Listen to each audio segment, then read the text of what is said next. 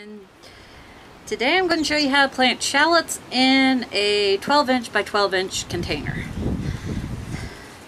Like in the last video, this is one I've just been having laying around since last year. I rarely refill these things, take them out, fluff them, or anything like that. I just usually add some fertilizer and fluff up the soil like I'm doing right now to get the weeds out. You know, more weeds will come up, but for me it's easier than emptying these things every year. Now, shallots are a multiplier onion, or a member of the onion family. They're not actually, technically they're not onion, but they're a small, well, let me get them out and show you. Hold on a sec. This is probably one of those, I should have cut the bag open before I started this. There. I like to have pins on me. Anyway, this is a shallot bulb. Pretty much well, let me show you something. This is a shallot bulb, and this is an onion set. This one gets bigger. This one splits off into multiple bulbs. So, these are pretty easy to plant. I've grown them before. These I just plant about 4 inches apart. That's what the package says, even though in the past I've done 4 per square because I thought I was supposed to, but after reading the package I've found out that you can plant them 4 inches apart. So I can fit 9 in this container, and we'll just see how that goes. And the way with square foot gardening you figure out the spacing is you look at the back of the package,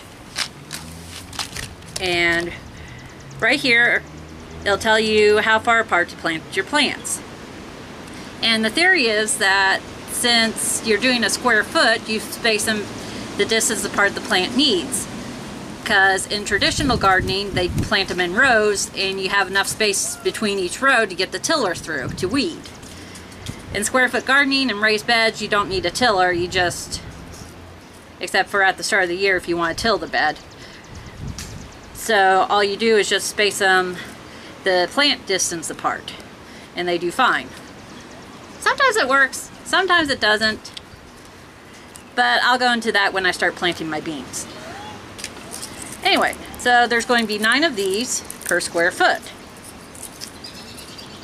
These I just got at a local nursery. This brand usually is a really good brand. I like their onion sets, and I like their shallots look pretty good. And I find most of the time if you get your stuff at like a nursery instead of like your bulbs and stuff at a nursery instead of like Walmart. Now this one, I don't know if you can see, it feels a little soft and it's covered in mold. That one I am not going to plant because more than likely it's not going to grow. I'll just pitch that one in the compost pile and mark it off as a lost cause.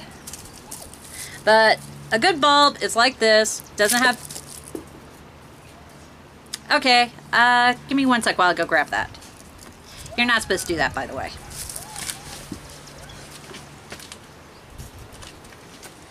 Anyway, it's firm and, you know, doesn't have any mold on it or anything like that. Firm, looks pretty good.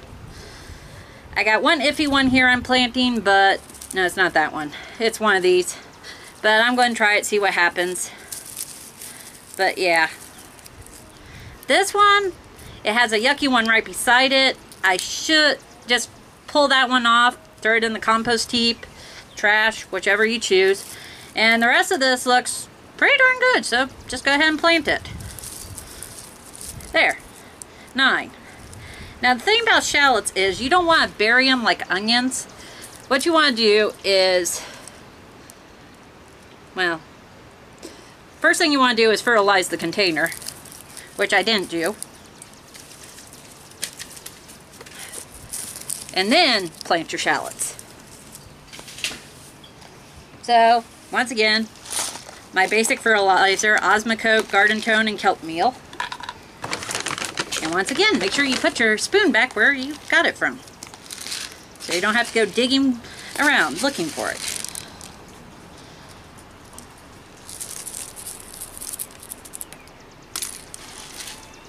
Put that in there this time so I don't lose it again. And then kelp meal.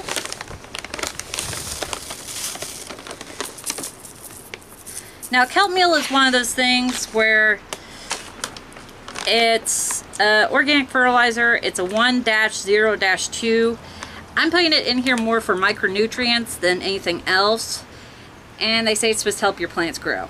And I got it on sale. So, you know,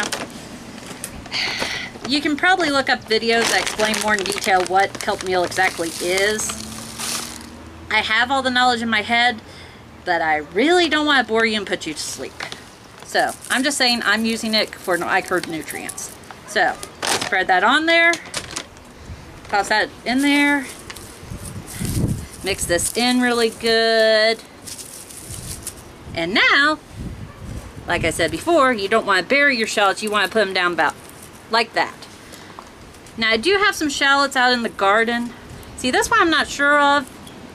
Well, yeah, I'm looking at this one closer now. I was going to plant it, but I really don't think it's a very good one. So it's going in the compost.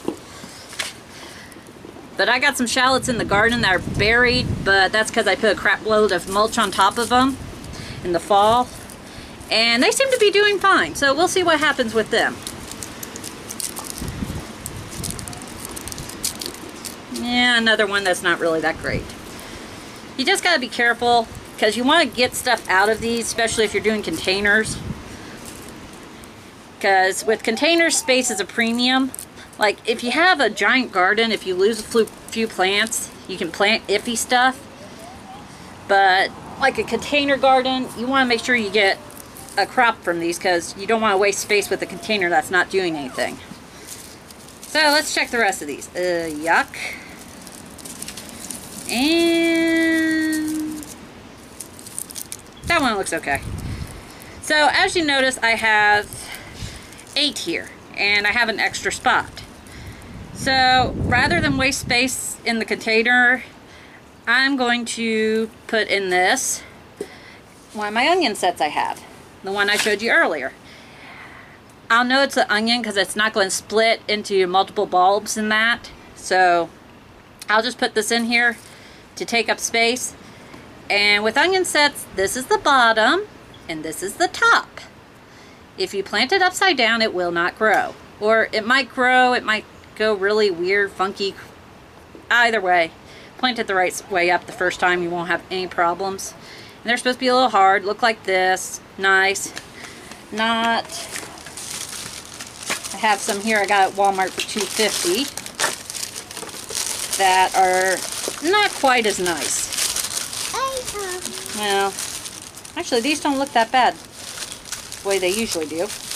There's some that, okay, like this. You would probably not want to plant this. It's dried, it's not a very good one.